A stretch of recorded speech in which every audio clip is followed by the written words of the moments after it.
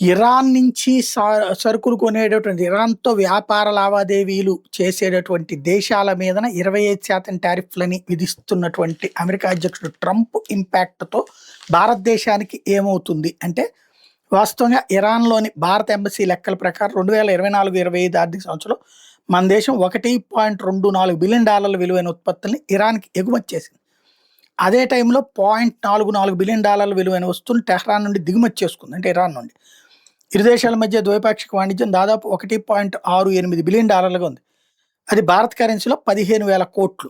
భారత్ నుంచి ప్రధానంగా బియ్యం, టీ, షుగరు, ఫార్మా, ఆర్గానిక్ రసాయనాలు వంటివి ఇరాన్‌కి ఎగుమతి అవుతుంటాయి. వీటిలో అత్యధికంగా సేంద్రీయ రసాయనాల ఎగుమతుల విలువే $512.92 మిలియన్ ఉంది. ఇకపోతే ఇరాన్ దగ్గర నుంచి మనం తీసుకునేటటువంటి వాటిట్లో పెట్రోలియం ఉత్పత్తులు, ప్లాస్టిక్కు, పండ్లు, నట్స్ లాంటివి ఉన్నాయి.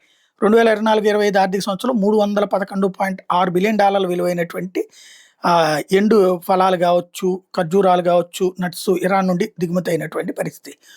అయితే ట్రంప్ నిర్ణయం వాణిజ్యపరంగానే కాకుండా భారత్ వ్యూహాత్మక ప్రయోజనాలకు సంబంధించినటువంటి ఇష్యూ.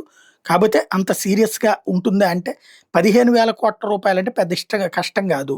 కానీ బేసిక్‌గా భారతదేశాన్ని ఇటు ఒక్కొక్క దాంట్లో అంటే ఇక ట్రంప్ ఇష్టారాజ్యంగా రెచ్చిపోతున్నటువంటి వేళ టారిఫ్‌లతో అంటే ఎవరితో వ్యాపారం చేయాలో, ఎవరితో చేయకూడదో డిసైడ్ చేస్తున్న వేళ ఇది ఖచ్చితంగా గట్టి చర్చ జరగాల్సిన అంశం.